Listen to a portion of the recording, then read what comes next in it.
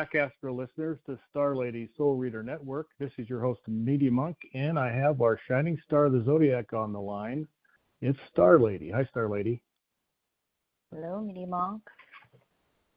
Most of us remember Star Lady as Kim Marie, the managing director for the Evolutionary Astrology Network. EAN continues to certify new evolutionary astrologers, and we provide a great EA course to do so, and a lot of other things on our website, www.evolutionaryastrology.net.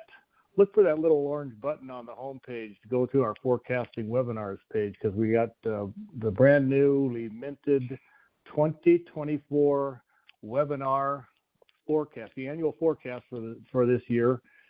Something we just completed here at EAN, and you can get the PDF with all the audio and video links on the first page, as well as all slides available for printout. So get your charts out, map the important transits of 2024 with that important forecast. In addition, you'll see second in the stack on that forecasting webinars page, the great ingress decade. I think between, correct me if I'm wrong, Star Lady, between now and 2026, we're going to have 4 outer planets ingress new signs. All the information is going to be included in a 4-part webinar series produced by Star Lady. 90 minutes per planet, lots of valuable information there, and important forecasting tools for you and yours moving forward here in a new year. All right, so with that, I'll turn it over to you we're a full moon Leo, aren't we? Full moon in Leo, but before that, the Great Ingress Decade workshop that I did for Canadian Astrology Group last fall is pretty rare to have the 3 outer planets, 4 if you include Chiron, change signs within a few years of each other.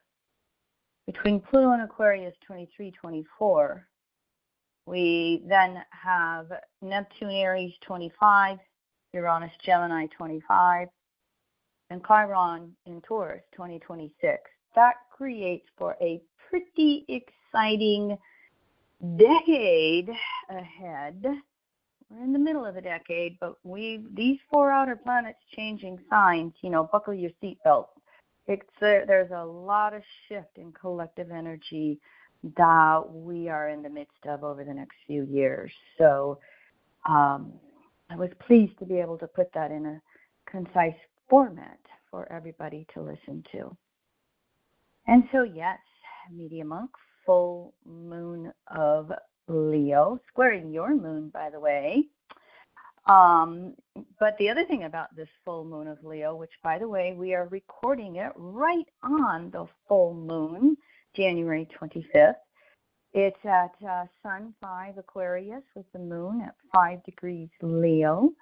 In addition to that, that moon in Leo is like the apex of a yod, with Venus in Capricorn and Saturn in Pisces. So it puts a little, we could say, in discomfort. However, the inconjunct words tend to be adjustment, waxing inconjunct inner adjustment, waning inconjunct outer adjustment. And that's what the moon in Leo is doing to Saturn and Venus respectively. And so this discomfort and adjustment comes right down to our very personal relationships. Moon in Leo, we're emotionally feeling everything quite intensely for ourselves. Venus in Capricorn takes a little bit of time to reflect on what exactly is going on that may be causing a little upset around our values, around relationships, resources. And of course, Saturn in Pisces is either doing what I call the great reality check, or, excuse me, I'm just going to float away. This isn't happening. I don't see it. And I say with Saturn and Pisces, you have to have a very deep philosophical or spiritual foundation to guide you through any reality upsets or changes that are taking place. So we can all be feeling this full moon of Leo a little intensely. And Sun in Aquarius then, here's my Aquarius words. How can we detach from it, the immediacy of whatever's going on? How can we objectify it? How can we break free? And then how can we innovate? How can we move forward differently? So that's the essence of this full moon of Leo, creating a little discomfort that we have to step back and look at and go, how do I want to change things? How do I want to do things differently? Now I want to talk about our inner planets. And as I do, I first want to point out Mercury in Capricorn is catching up to Mars. They're going to have their third conjunction on the 27th. But they are in orb this full moon and throughout the rest of this week in being square to the nodes of the moon. That south node in Libra, how do we take others into consideration and balance it with our own needs and initiatives? North node in Aries. Now, this is going to be the third conjunction of Mercury to Mars from its retrograde cycle. They had a conjunction in November in Scorpio. They had one in December in Sagittarius with Mercury retrograde. Remember, Mercury went direct, squaring Neptune, New Year's. And now here's the third and final conjunction, January 27th at 17 degrees Capricorn, squaring the nodes at 18, 19 degrees Capricorn. And so, here we are wanting to put that Mercury-Mars energy in Capricorn to moving forward, and we're going back and forth between what do I want and what do others want, what do I need, what do others need, how do I balance myself with others and still carry forward with my world, with my life. Little bigger picture to that, but before we go forward, I just want to mention that a couple of days after the full moon of Leo, January 27th, Uranus goes stationary direct at 19 Taurus. It went retrograde the end of August at 23 Taurus. So it's finishing up its own 5-month retrograde cycle. And when Uranus is retrograde, it intensifies.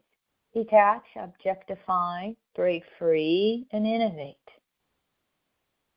And so Uranus going stationary direct now in Taurus. It's been doing it for a few years. It's got a couple more Taurus retrograde cycles to go.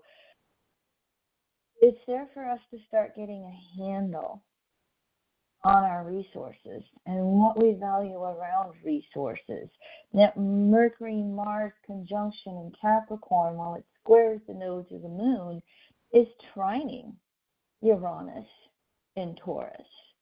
And so we can have some, aha moments that say, this is what's of value to me, and this is where I want to put my energy and time in that physical world.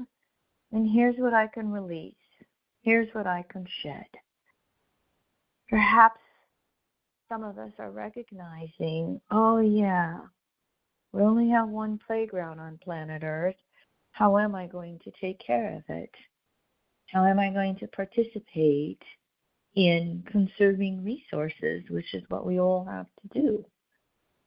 How am I going to conserve my diet, exercise, and rest, which Taurus trining Virgo can get involved with too, because Taurus has that general rulership of the physical earth. That's why I've always been saying Uranus' 7-year transit through Taurus is one climate change event. It is the Uranus transit through Taurus that really shifted Uranus, the energy around our attitudes with climate change and realizing our human interferences. And so, how do I participate in a relationship with planet Earth? Because it has a lot to do with my own survival, Taurus. So just kind of listen a little bit throughout these few days of the full moon, and then Uranus going stationary direct. How are you going to participate in a relationship with the physical world? Now, what I wanted to say about the inner planets is we just happen at this time to have Mars traveling with Sun, Mercury, Venus, which it does every other year on its 2-year cycle. And so we have Sun, Mars, Mercury, Venus at the moments of the full moon, moving through Aquarius, and as those 4 inner planets move through those 2 signs, they make last quarter squares to Chiron in Aries, Jupiter in Taurus, Uranus in Taurus. They also make their squares to the moon, as I just mentioned, with Mercury and Mars. And so on the 27th, it'll be Sun, Mercury, Mars, Venus. And then we're going to get to the end of February. Venus is going to move ahead of Mars, February 22nd, at about 7 Aquarius. And then will be Sun, Mercury, Venus, Mars. And again, as we move through this latter part, the last week of January throughout the month of February, all of these last quarter squares are going to be taking place. Last quarter squares are crises in consciousness. My world just doesn't quite fit together the way I want it to. Where do I look at the larger picture? What has to shift in my perspective and my philosophy and my beliefs around the planet and all the major issues in the world? Chiron and Aries, wherever I feel, any sense of woundedness that perhaps gets distorted into anger rather than self-initiative. Squaring the nose of the moon again, kind of squish between myself and others, and how do I balance all that? How do I move myself forward in new ways rather than playing any sense of victim? And the last quarter squares to Jupiter and Uranus and Taurus as they march to their conjunction one time in April at about 22 Taurus, 23 resources again. What do I value again? So you can look in your astrological calendars for those last quarter squares and how they move through for you. In this podcast, we are going to have Mercury catch up to Pluto after Mars. Mercury's going to conjunct Pluto February 5th. By the way, here's February's inner planet conjunctions we all talked about on January 20th, just before the Sun went into Aquarius and just before Pluto went into Aquarius. Sun went over Pluto at 29:59 Capricorn. Talk about a shift between yesterday and tomorrow, Capricorn, Aquarius. Just kind of watch how everything changes in your world between yesterday and tomorrow, how it changes collectively between yesterday and tomorrow. Well, Mercury goes over Pluto February 5th. Goes over Pluto February 5th, 0.5 Aquarius. Mars goes over Pluto February 14th, 0.46 Aquarius. Venus goes over Pluto February 17th, 0.52 Aquarius. So here we have those inner planets going from conjunctions with Pluto and Capricorn to their first conjunctions for 20 years with Pluto and Aquarius. Light bulbs, light bulbs, light bulbs, light bulbs. Early February is always one of the cross-quarter days in the Celtic calendar. February 2nd, in the U.S., we call it Groundhog's Day. It's an ancient divination time period. In the Northern Hemisphere, it would be the dark of the winter. It would be the depth of the cold. And we would cast the rune stones. We'd gaze into the fire. We'd do all kinds of rituals to see what the year was going to bring. That energy is still with us in the natural cycles. And so Mercury in Aquarius, February 5th through February 23rd. How are you going to pay attention to your future-orientated messaging? February 5th, Venus at 16 Capricorn will last quarter square Chiron. How do I go about healing myself in the best ways possible? I'm going to say one more time, right there, February 5th, when Mercury goes into Aquarius and then goes over Pluto at 0.5. Light bulbs, light bulbs. How do I move forward? And the day after that, Venus at 17, 18 Capricorn squares the nose. What do I value for myself? What do I value in relationships? And then, towards the end of this 2 weeks, right before the new moon of Aquarius, Sun makes a last quarter square to Uranus, February 8th, 19 Aquarius. Again, Uranus, stationary, direct, just barely being able to start to move forward. And so, when Uranus goes direct January 27th through April 1st, meaning all the way through February and March this year in 2024, all planets direct. Moving forward, moving forward, moving forward. And the theme is revolving around the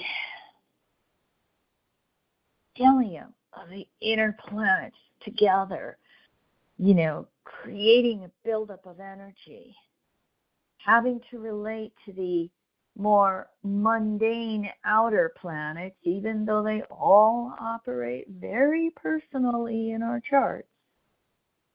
We still have this back and forth between our inner world and the broader world. What's happening for us personally and how we are cycling in the rhythm or the harmonies of the larger cycles of planet Earth, of the universe. And so this is one of the things that happens. Leo is subjective energy, Aquarius is objective energy, and here we are on the full moon of Leo, 5 degrees moon Leo, sun Aquarius. And so me, you, us, them, my world, the world. And it really can be just about letting yourself ebb and flow, inwardly, outwardly, personally, collectively. However the rhythms of your life are connecting to the larger cycles in the universe. And that's going to help you with your energy of divining your own future and setting your own initiations, North Node in Aries, setting your own course and how you want to move forward. Again, through the universe, through your relationships, through family, through career, through friends, through anything and everything you have relationship with. There's that Aquarian energy. I'll repeat the mantra for you as we close. I break free with new creativity in myself. I break free, Aquarius, with new creativity, Leo, in myself. All right, everyone. Very happy with my great Ingress Decade workshop.